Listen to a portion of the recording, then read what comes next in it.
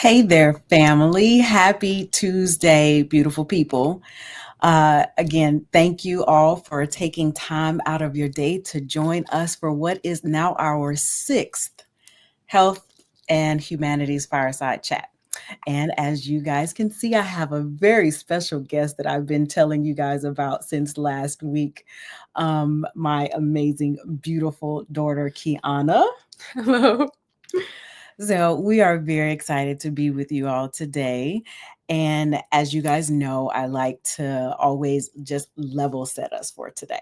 But before we even dive into tonight's conversation, first again, thank you so much for joining us. Wherever you're joining us from, could be on Instagram, on YouTube, on Facebook, on LinkedIn. We thank you. We appreciate you taking of your time today. The other thing we want to do, we strongly just encourage you to let us know your thoughts, your comments, questions that you may have. We promise that we're going to have time to make sure that we get to those tonight because we want you to make sure to feel like you are a part of tonight's conversation. Um, Again, this is our sixth fireside chat. We have had some really dynamic conversations. We kicked things off with our own CEO and founder, Dr. Pernessa Cecile, as we kind of took a historical look back on health and health equity and what that means for us now. And so, if you haven't had a chance to catch any of the previous episodes, please make sure that you go over to the Bomb and Gilead's YouTube channel. All of the chats are there. Watch them, view them, share them, talk about them, retweet them, download them if you are allowed to on the version of YouTube that you have. But we really created these because we wanted to make them informative, but also wanted to make sure that they provided information and just tools that you can use as you go out and work to be an advocate for yourself, for your family, and for our communities. And so, again, this lovely one here is my oldest. Her name is Kiana. I'm going to let her introduce herself. Hi, guys. Like she said, my name is Kiana. I'm her daughter. I just recently graduated in May with my bachelor's in psychology, and I've been working as a substance abuse counselor for almost 3 months now. Gaining a lot of new experiences in terms of caregiving and counseling and meeting people where they are. And so I'm very excited to be here today to talk about the youth perspective on health and aging, which is something that my mom and I talk about a lot. So, yeah, I'm excited to be here. A lot. And it's always, I think, interesting when we can think about the conversations that we are having, in our homes, that we can now bring those and have more people be a part of those conversations as well. And so, again, as you guys know, I love the data. I love to level set us to like, okay, why is this conversation even important? So we know that this month is Healthy Aging and Awareness Month. And usually, when we have conversations about health and aging, we're talking about people who are my age or older. And rarely are we engaging folks your age in a conversation to really think about what does aging even mean to you guys. Yeah. And then we put it in the context of health. And so I wanted to level set us with a few key statistics, right? Because again, I'm big on data. All right. So for adolescents, so let's start with our 12 to 17-year-olds. We know that that demographic of individuals have disproportionate rates of essentially sexually transmitted infections. We know that this group represents about a quarter of all new STI infections. And if we think about it from a racial and an ethnic perspective, all reported cases of chlamydia for 2023, of all of the ones that were reported, almost 40% were within the African American demographic. And again, that 12 to 17 and 18 to 25. And so that's something that, we may talk about only in April, but we don't put that into the context of what are we doing when we age. Right. We know that we've seen significant increases in suicide and mental health issues within your age group. Right. And so when we see these alarming data and statistics, it's still, again, very interesting to me that we don't take time to have the conversations, to have the dialogue, to say, A, what are some of the issues that we see what the data say, but is that reflective of what you guys see, conversations that you're having? And that's what tonight is all about, family. So we're going to jump right in. And I know, again, you and I have talked about it before, but when we think of health, wellness, what does that even mean to your generation today? Well, I will speak from mainly my own personal experience. I don't want to generalize for my generation, but what I will say, I think health and wellness for this age that I'm at right now, I just turned 23, looks like preparing and making choices now that you know will benefit you or impact you positively in the future. I think um, a stereotypical like viewpoint for young people is just do what you want, live how you want, like um go to that place, do those things, that like I guess like YOLO mentality. Um and oftentimes it leads to a lot of health issues later on down the road. For example, drinking or like partying and that sort of stuff that's just very popular with our age group, that eventually leads to health issues again, like high blood pressure, those sorts of things that kind of impact you not exactly in the moment but years down the line. I know just being in college, a lot of us, um, our eating habits are not necessarily the best because we have an exam the next day. We're pulling all nighters. We're trying to make sure that, we have enough time to study. And so what we're eating during that time period is a whole bunch of snacks. And like, I remember we would do, like, my roommates and I would go on like cookout runs, like early in the morning, basically like 2 o'clock in the morning. And again, those are choices that in the moment don't necessarily have a huge impact, but later on down the road do. And so I would say that for this, where I'm at currently, is like trying to make those small like behavioral changes and eating habit changes, sleep habit changes now that will impact me beneficially in the future. Do you see, so like for you, that you're trying to, again, tweak, make those small changes that we all talk about, but can often be a challenge, I think, for all of us, whether we're younger or not. Do you see, in terms of just conversation that you've had with peers, that um, either perhaps could be misinformation, could be just false and or bad narratives, that, or stereotypes, even, as you mentioned, that make it harder for you guys to even think about those types of things, thinking about what you're eating, thinking about, are you being physical active, or even making it a priority? Can So you repeat that for me? like, I'm thinking, sometimes older Mm-hmm. individuals, or really not even young, when we're younger, taking myself back, Mm-hmm. when we are younger, we tend to have a mentality, and even as a psych major, developmentally, we're thinking in our 20s, Yeah. we have all this time, Right. and that we are still somehow like invincible, and prioritizing eating right, Right. diet, doesn't really matter because you have time. Mm-hmm. Do you see that as something that really is true in terms of How we how, behave. yeah, how you behave? Or Definitely. I would say that again, going back to like that like YOLO mentality where it's kind of just like do what you want. That's very popular in my generation, I would say, just because again, like you do have this idea that you're invincible because for the most part, again, barring like tragic events or like stuff like that, like you have this idea that you have a lot of time left. Like you have more time ahead of you than behind you. Mhm. And so I think in that state of mind, it's easier to make choices, not necessarily thinking about the next 10 years, the next 20 years, because you're like, oh, like, and I've heard this being said, like, oh, like I'll get my life right when I'm 30, when I'm 40, like I'll start exercising and eating better and like going to church or like that sort of thing, Yeah. like later on in life, when I feel like I'm more mature, I guess. So I think it's like that ideology of like having a lot of time and Mhm. being essentially like untouchable, because we're in this age where our bodies are not showing us the consequences of our actions immediately. Like we Mhm. can like do certain things without really feeling it, Yeah. the next day, or like feeling it the next week. Like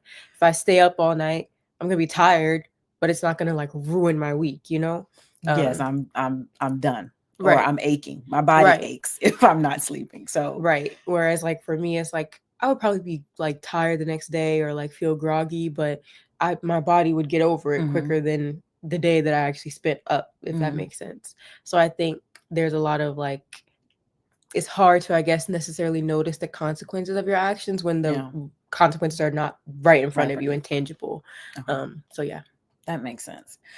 So, if we put that to the side of just, again, I think just kind of your generations or younger generations, that kind of again, the mentality that, hey, I've got time Yes. mentality. So if we set that to the side and we think about those who may like, well, I don't think I have time, and I do want to, like you said, I want to think about what I do now that's going to set me up for a healthy future. Hmm. What do you see though that is a challenge, that it becomes a barrier? So that, let's say you want to try and eat right and do all the wellness thing, get all the prevention, do all the screenings, all the things that we're all encouraged to do. What do you see as some of the barriers to you being able to do that, or specifically like for your generation, like you just graduated, new job, like what are some of the barriers that you see to aging well and maintaining a really good health? The first one that comes to mind is just the health insurance scene right now. I feel like it's very difficult. And also it's just hard, like there isn't, unless someone is telling you this information, like you have a parent who's kind of walking you through the process of like enrollment, like getting enrolled into a healthcare plan, what that looks like, what a deductible is, like all those things, what's considered covered for your insurance and what's not covered, what does it mean to be someone who's in network versus out of network, all those phrases. I feel like when I was first like getting employed and like trying to do those enrollments, me and her had a lot of conversations just because I was very confused, and we didn't talk about like, I never took a health insurance course or anything like that in high school, in college. There was no one who was explaining to me like, oh yeah, you have to like meet your deductible before you do anything, before you get any sort of like actual care, or have someone pay for your care. And going from like being in like a military background where like we use TRICARE, and like I'd never had to think about anything like that. Like I was a child, so like it was all taken care of me for me, making appointments, meeting the appointments, what all that looked like. I had never had any experience with that whatsoever. And so coming into the workforce and like having those things be a priority, it was like a little jarring, and it took a lot of getting used to. And even with the support from my mom, it still was like I had a lot of questions, and it got frustrating very quickly. And that's something that her and I talked about, just in terms of like, it's frustrating for me, and I have someone like trying to like walk me through it step by step. I could fully see someone who doesn't have that same support kind of just giving up and being like, I just forget it. Like, I'm not going to Yeah. go meet or get that appointment, get that checkup, get that physical, because it's just too much work and you have to call 15 people before you actually get the care that you need. So just that whole process, I think with insurance, I think it would be beneficial to have like some sort of course that Mm. kind of walks you through it. Because again, like I had like so many questions that I wish I had known, I guess, beforehand. And now that I do, I want to disseminate that to like my peers, because I know for a good number of us, like again, it's just like we just don't do it. Like if no one's explaining to us how to get it done, it just doesn't happen. Yeah. And that has a significant impact later on in life, because it's like something that could have been caught earlier on wasn't, because you weren't getting your yearly annual physicals, checkups. For women, you weren't getting your mammograms. For men, you weren't getting your prostate exams, like that sort of thing. So I think there are definitely barriers when it comes to health insurance for sure.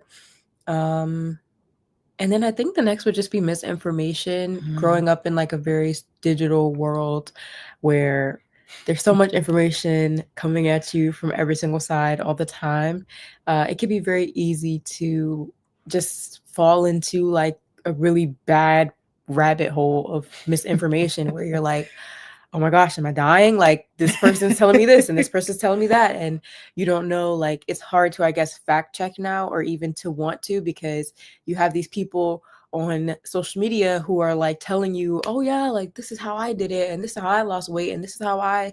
maintained, healthy goals or this, that, the third. And we're also just in a huge like consumerism thing where people are trying to sell you something Yeah. 9 times out of 10. So that's their motive, is to sell you a product or sell you a brand or to sell you, their workout tutorial or whatever. And so it can be hard to sift through all that to find what is true and like actually beneficial and Hmm. helpful. So I would say those two things.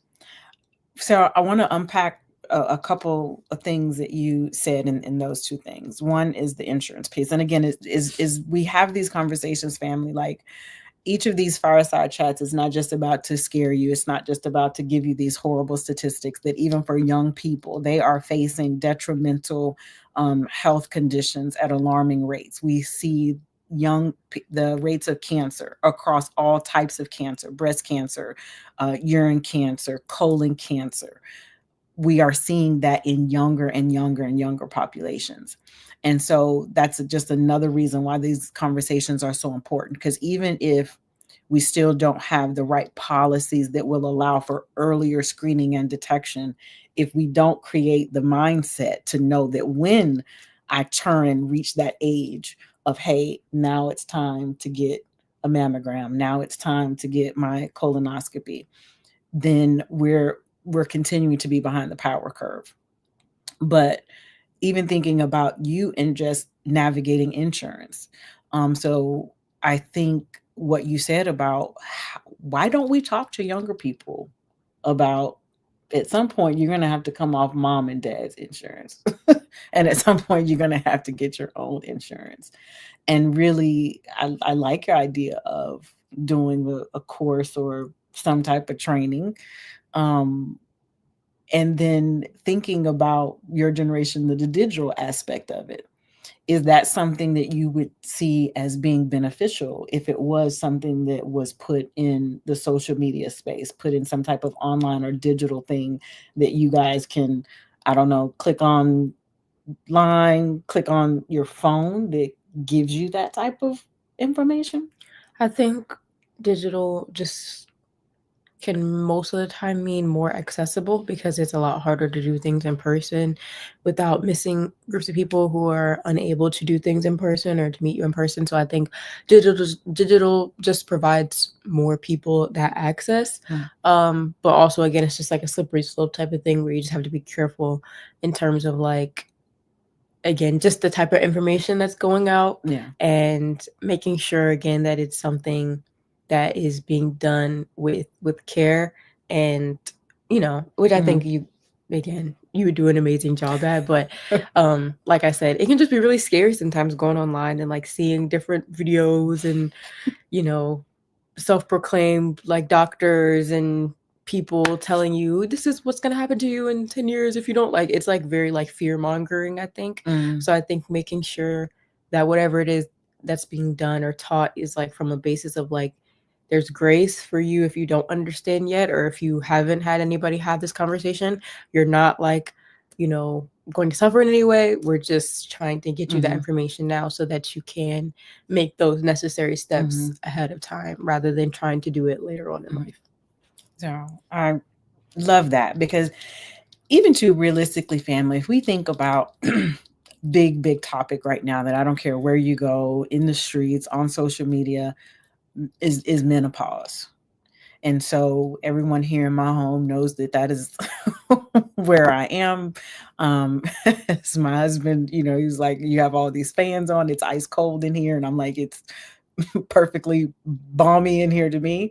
Um, but that's something that even you and I have talked about. Like, menopause is a part of normal aging. Every every woman, every female is going to experience that. But yet we don't begin having conversations with young women really at all, Mm. until you're in the midst of it, until you're perhaps, pre-menopausal. And then maybe, again, if you're connected to the right people, or you have, the right support around you, you'll hear that. And so, how would so if I wasn't your mother and was just an older, woman in your life, how would you suggest me to even broach those types of conversations with your age? Because I think sometimes we take an approach that either feels very, I don't know, directive, authoritative, that perhaps you guys shrug off because it's just not given and presented in the right way. So how would you suggest that we even present conversations about health to younger people? I think again doing it with as much grace as possible, because there is like a bit of a learning curve with our generation because we weren't taught certain things or certain things weren't passed down to us or pieces of knowledge or information. So coming at it from a place of grace and being like, you know what, like it's okay, if it doesn't make a lot of sense to you, like I can break it down for you in a different way, or let me explain it like this instead of like this, and just making sure that there it's not like in a condescending way or like a like Mm, I don't know, like how do I describe it? Like it's just more so like looking down and being like, you guys should know this, this, and this, and like do it like this, and this, and like it's more like a conversation. I think that that mhm, is the best way to do or go about a good number of things is through communication, and communication is both ways. It's not just one person talking, it's both people again coming into it with the idea of that like we can both learn, we can both grow, we can both discuss in a way that helps both of us like move forward in the future. mhm. And so I think I would want somebody to first I would just want to start and open up with questions because I know Yeah. my generation has a lot of questions. Like we want to know like, okay, like if I have this health issue now, or if I'm doing this, practicing this now, or not practicing this now, what does that actually look like Yeah. in 10 years, 20 years, 30 years? Mhm, And what changes can I make? Like tangible changes as well, because a lot mhm. of things is like you can make that change when you have money. Like, you can make Right. that change when you have a good paying job and everything's cool. But like for someone straight out of college Yeah. who doesn't have access to a whole lot of resources, we can't afford organic anything realistically. Like, what are some alternatives that we can do, Yeah. or alternative choices that we can make now that would Mhm. still have a positive impact Yeah. moving forward? And trying to think. Yeah, so I would say mainly those things is like how Mhm. you approach it in your tone, in your speech, and Mhm. how you're addressing the group, and then making it a conversation, a dialogue, and as well as ensuring that it's something Mhm. that's actually like tangible and possible goals. Love it. So also, so one thing, like you just said, in terms of the access, right? So the reason that we even frame this as health and humanity is because we wanted to begin to open conversations of looking at health through a lens of our humanity, meaning that it is not just what happens in our doctor's office, but it really is about a lot of the things that happen outside of the doctor's office that really prevent that access to eating right. And a good point that you just made is that we should be mindful not to just go with individuals suggesting certain strategies, approaches, if we haven't really thought about, like, is this applicable? To this It, specific demographic of people. exactly. Because I know, yes, as a working adult, prices are exceptionally ridiculous. And so if we're trying to talk to a younger individual, let's say who's struggling with obesity, because that's another one of those alarming statistics in terms of the number of young adults and adolescents who are struggling with obesity and food and their relationships with food. Um, those often are similar to what we have and experience as adults, but again, our means to address them, navigate them, can be very differently. So I really appreciate you bringing that, I think, to our attention in terms of we have to make these solutions fit where you guys are currently now in your lives, Mhm. whether it be fresh out of college, out of school, getting, new jobs, looking for a job, Right. and what that looks like. So I think that's really, really, really important. Um, Something else that I know too that you and I have had conversations about, and that's just the kind of the mental aspect that I think is just a common thread no matter what we're talking about within this context of health. Mm. We have to really look at mental health. Right. And as I mentioned earlier when we kicked things off, we know that suicide rates among young adolescents and young adults is on the rise. They represent the most, matter of fact, suicide is the second leading cause of death for young individuals. Um, how, and you talked about even social media as well, but when we think about mental health, just where we are right now, Mm.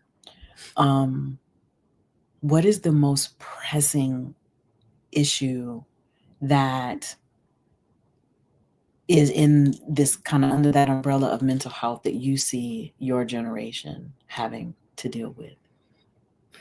I would say we definitely have a loneliness epidemic. I think Mm, a lot of people, we live in a very like individualistic society where it's just do your own thing, focus on yourself, chase your own bag, chase your own dreams, chase your own everything, right? And it can be extremely isolating, and that is something that I've noticed just in the community spaces that I've been in, where people struggle to find community. People struggle to find individuals to do this life with, which is difficult in and of itself, but even more so when it comes to like your mental headspace when you're trying to figure out problems, issues. I know I would not be able to deal with most of the things that happen and occur in life if I did not have a strong community, a support system in place. Like it truly does take a village, and this goes beyond just your childhood and your upbringing. Like this, the it takes a village mentality like consists even after you've left your parents' home, because it does take a strong support system to navigate life, especially in this current climate that we're living in, where there's just a number of problems and issues, both ethically, morally, spiritually.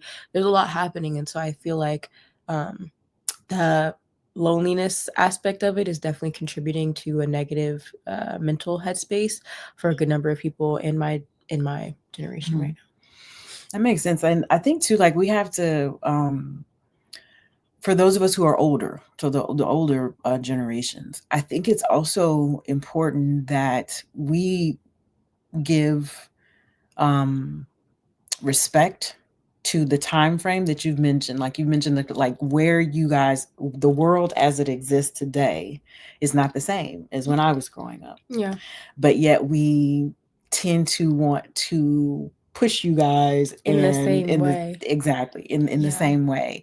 We want to really kind of like, if we did it, you you should do do it, it. you should do it. And that's something that we've discussed in terms of like not even just mentally, but like in terms of our livelihood. Like there are certain things that were capable and like you could make shake 20, 30 years ago that cannot happen right now. Again, I have a lot of friends, like we were talking about before, who did everything that they were supposed to. They did everything that, the older generations told them to do: go to school, get a degree, pursue education, and excel. And they have done all those things and they still cannot get a job. And Right. so there are just certain barriers, I feel like, currently in the, again, climate that we're in, that just make it very, very Hmm. difficult to, you know, be stable, to Yeah. have stability. And then even more so when it comes to the bigger things, I think like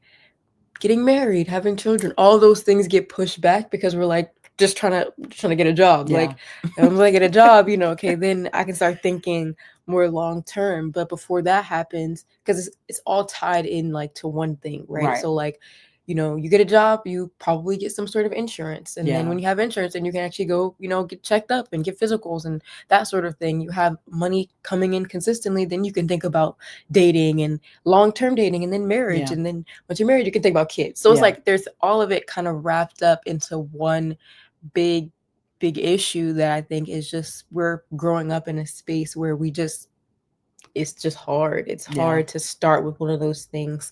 And Mm. because it's tied up all into a whole bunch of other things, it just consistently, I guess, pushes back like Yeah. the goalpost. Yeah. But that's the point. I think it's us family being able to connect those dots. We tend to want to think about health in a very siloed fashion, that there's not all these other intangible and or tangible things that actually determine whether or not you can age healthy or not. Right. And that's why conversations like tonight are important to us. It's why I know for the Bob McGillia, for myself, um having and hearing young voices talk about the issues you guys are facing and what you guys would like to see in terms of trying to fix them. And so, one of the things that you mentioned already was we need to teach you guys about this insurance landscape, and it is atrocious. You guys know that I spent a lot of time talking policy, a lot of time talking advocacy. Our health system, in and of itself, is a broken, shattered system that we either have to quickly figure out how we're going to fix it, or we have to say we've got to figure out things outside of the health system that can shore up these gaps in terms of you guys being able to navigate health insurance, Right. providers, coverage. Because if not, again, those preventive screenings, I even think of you as a young woman, like just a pap smear, Mhm. those are not always free, family. But we know that a pap smear is something that is, as female, like we need to have those early, we need to have those annually, we need, because that can be the difference between you detecting cervical cancer early Right. versus when it's catastrophic. And so, other than, let's say, maybe the health insurance piece that you guys need, what else do you guys need from the older generation? What else do you need from other organizations? What do you need from our policymakers? I know some Whew. of those are loaded, so pick whichever one. um I would say, and we talked about this as well, is like telling high schoolers from a just because of like the state of education as it stands and higher education specifically, is allowing high schoolers to see career paths that are not just being a doctor, being a lawyer, being a nurse. Like all those things are very important, absolutely. But because of the fact that like in education is being changed and shifted in terms of financial aid, in terms of student loans, in terms of access to student loans, the cutoff for student loans, Mhm. those sorts of professions accrue so much debt. And as a high schooler, you have to be. It's hard to like make a decision that's Yeah. huge in that way from for such a young age. And I think it requires like a lot of passion, obviously, to do those professions, but also just giving them options, just trade school. Like let's Mhm. start talking about, vocational education and Yeah. just ways outside of just the go to college, go to college, go to college. Because I think that was something that for me in my generation in high school, we were just told go to college. There was no like, oh, but maybe you could do Yeah. it this way, or maybe you can do it another way, or you can pivot. It was go to college, go to college, go to college, go to college. And so we went and Yeah. we did that. And like I said before, a lot of us leaving college have a lot of debt, and we still have more schooling. Yeah. So it's like you kind of feel like bamboozled in a way, because it's like, well, dang, like everyone told me to go to college and I went to college and I still have more school to do, but now I have basically a choice to make in terms Yeah. of, do I accrue more debt because Right. of this, or to pursue this education, or to pursue this career, or do I just try and work and hope Yeah. for the best. But again, like the salaries and things like that Right. don't match unless you have more education. So it's like this And even then, whole, sometimes that's not enough. We have folks with yes, doctorate degrees who are that are struggling to baristas at your find, Starbucks yeah, family. exactly. So I think it's just there should be more conversations. I wish I knew more about financial aid and loans and that sort of thing Hmm. before, prior to going to college, because again, it was something that wasn't really talked about. It was Hmm. like, you just need to go and get your degree. And so I Hmm. was like, okay, well, let me get this loan so I can get my degree. um, and it, yeah, like looking back, I know that there are high schoolers now who are being forced to make Yeah. those decisions. And if, again, financial aid looked completely different even 4 years Right. ago. So Right. now it's even crazier to sign off on these huge loans Right. with these huge interest rates, Yeah. where again, you're not even aware of it because you're 18 years old. I Yeah. had no idea what interest. I didn't know anything like that, right? So seeing like the amount that you borrowed Right. and then seeing how much you owe, it's like, where did this number come from? How did it I don't feel like I borrowed that much money. Um and Right. that's just coming from, like, I am very, very blessed in the sense that I have you know I like y'all's cute. Thank you.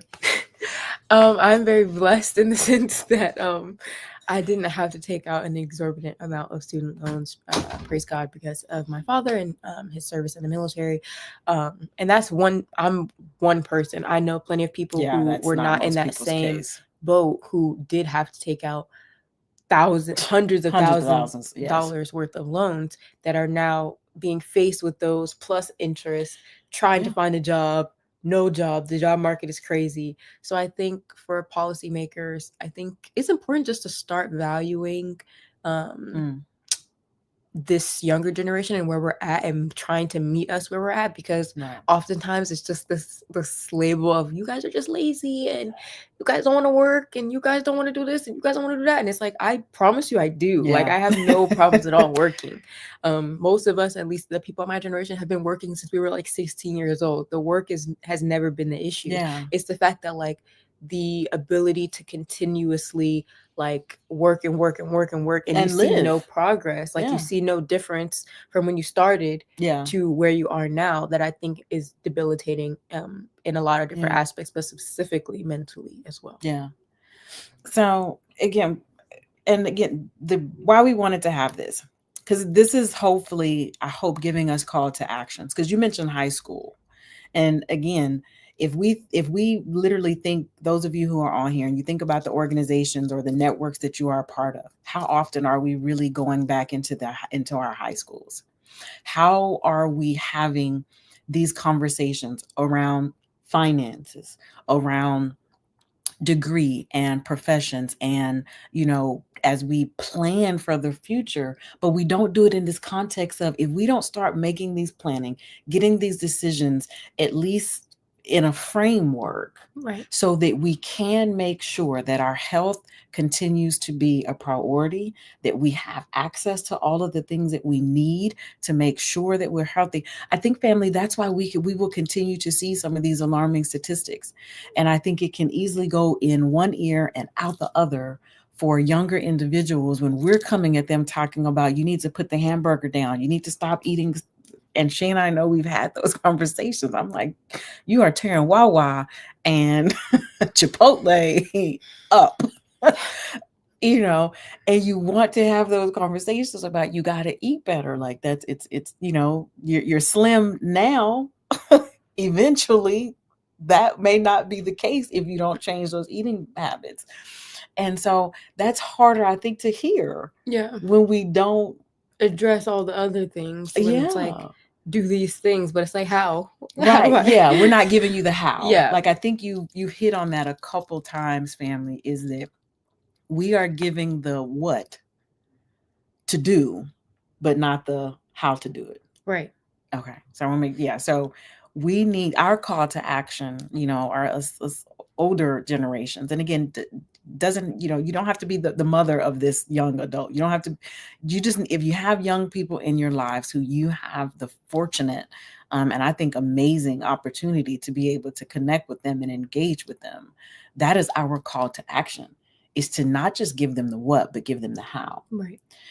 And then something else, you brought it up. I know you've mentioned words like grace.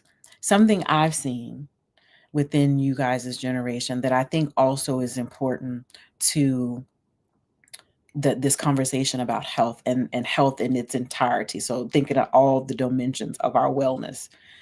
I see a lot more young people. I think in your search for the how, you've actually shifted to faith. Yeah, absolutely. And so I love, because again, Bomb and Gill, that's what we do. We like to sit at this intersection of faith and public health. And so how do you see your generation now standing and working to build your faith and kind of leaning on that as you now navigate some of these other issues and challenges that we've talked about tonight? Yeah. I won't speak for everybody. I'll speak specifically for myself. But with the current environment and the state of the world, the state of the country, all these things, like I feel like for myself, the only option is to stand on faith. That is all that um, has been, I think, a motivating force and a guiding light is that, at the end of the day, I am not the order of my own steps. There is somebody who's already written out my story, and so long as I continue to put my faith and my trust in that, everything else will fall into place. I think of um, seeking first the kingdom of God, and all else will be added unto you. So it's like that mentality. And I feel like for the generation that I'm living in, we're seeing a revival, and we're seeing so many people give their life to Christ and like start to like take their faith more seriously. It's because you look around at the state of the world, that's literally your only option. Like it's It's getting that or scary. It's getting really scary. And so I feel like for a lot of us, we're like realizing that, time is not, you know, guaranteed for us. Like it's yeah. not that idea and mentality of like being invincible. I feel like we're starting to see with just a lot of tragedies that have been happening Mm, throughout the world that that's just not the case. We're not invincible. We right. don't have time in our hands. We can't make or see into our own futures and Yeah. see, the next day, the next year. And so I feel like a lot of us are having and wrestling with that idea of like, dang, like these choices that I'm making today really do impact me now. Right. Like, even if I don't see it, I don't feel it, I don't, get the consequence of it Yeah. immediately, it does It have an does. effect. And so I think that that's pushing and motivating a lot of people within my generation to seek something greater than themselves, Hmm. is realizing that it is greater than us. It's Yeah. bigger than just me. It's bigger than you. It's bigger Yeah. than all of us. And so I think that that's why a lot of people, myself included, have Yeah. started to really, really dive deeper into their faith. Yeah. So I I love that. Not just as your mother. Um, y'all know me. I love her for boots. Just like so blessed that I somehow contributed to all of this awesomeness. Um, but I love that again. You guys, it's not that you lack the want or the Mm, desire. right. So what I hope we've gained, or we've gleaned a little bit of insight from tonight, is that you guys have the desire. What you lack is, again, the tools, the proper support. I think the support Wisdom. in the way you guys need to be supported, not the Right. way I feel like I needed to be supported when I was Right. 22, 20, I'm 22, 23. I was a mom already. I was, out here, a soldier in the military. I was working and doing well, kind of just, on my, so completely different in Right. terms of, just time frames. So I think giving you guys that support in a way that meets you truly where you guys are Right. is important. And then something else that said and talked about is just the how, right? And the grace. Hmm. I think you're, you know, the y'all's generation, Gen Z, um, older generations have somewhat dug you guys into a hole, and now we want you to dig yourself out of that hole, is what Right. I feel like sometimes. Yeah. Is that fair to Yeah. I okay? would say so. Okay, so I'm calling us out, family, because I think again we have to take responsibility for whatever deficits that this generation has in their knowing and your understanding and your knowledge. If they don't know what interest rates are, that's partly on us. And I would even like say that it's not obviously 100% on older generations. Some of it is our own choices. Some of it is our own habits and the things that we prioritize because of social media or because of, just what is being popularized nowadays. So I think it's not even just entirely on you all. I think we are looking though for wisdom. I Mm, think we're searching for that. We're longing for that. We're longing for in just the plainest of words, it's a discipleship. Like we're looking for mm, people to like pour into us, and in some cases we're looking in just the wrong places because yeah, again there's so much information, yeah, misinformation out there that we end up turning towards people, creators, groups, whoever that are not actually yeah, for us, yeah. so So if you are wondering and wanting to know, like, how do I talk to this young person in my life? Because we all hopefully have some young people somewhere in our lives. If you don't, go find you a younger group.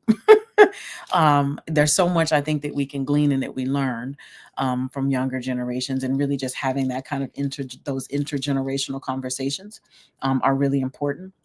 But I want to encourage us to again really think about how we can give that information, how we can give that wisdom, and how we can make that accessible. mhm. That could be making it accessible on social media to counterbalance what is out there in terms of some of the misinformation. Right.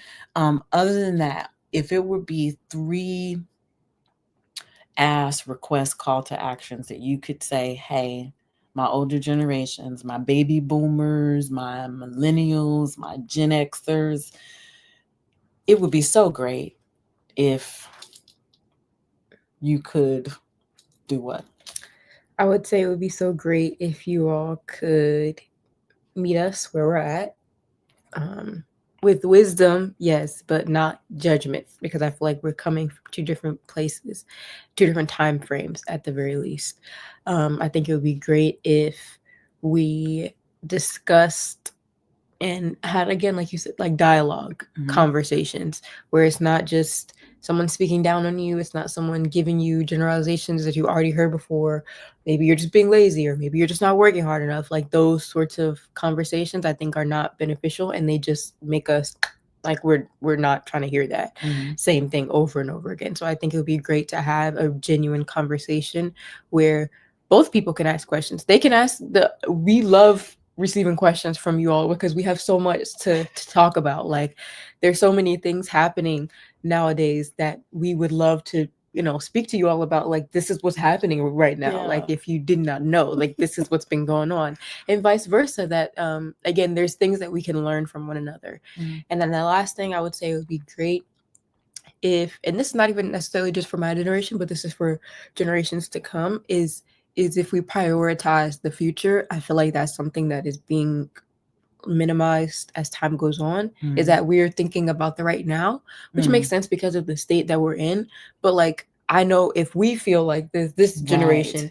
generations that are not even here yet, or that are Alpha, beta. right, they're like we're finished. Like we don't have any hope at all. If we're doing poorly and we don't know about these sorts of things, then what does that say Yeah. for that generation? So I would say definitely prioritizing the future generations. And that's something that could be a call to action for my generation as well, Yeah. for all of us, um, to prioritize the youth and the preteens and the teenagers, because they, if we need help, they need Yeah. help, And so I think that those would be my three things. So, great. So we have our marching orders, family. That's what I want to I want you to treat those three ask as our marching orders as we go forward into the remainder of this year, as we look forward into next year, is that we hopefully, let's say by this time next year, that we have maybe in our own families, in our own communities, in your own churches, or within your own organizations, hopefully you've started to create the space to have these types of conversations, to have this bi-directional type of dialogue, so that we can again create the opportunities for you guys to really be able to age well, Right. um if not better, Right. There's so much science and technology now. Eventually someone is going to unlock this key for how I can turn some receptor off in our brain or turn some genetic marker off, and you no longer experience menopause, or you no longer can have to struggle with obesity or certain mental illness and health conditions. But that work cannot happen if we're not having conversations like we're having tonight, Mm. because we don't want to be left behind.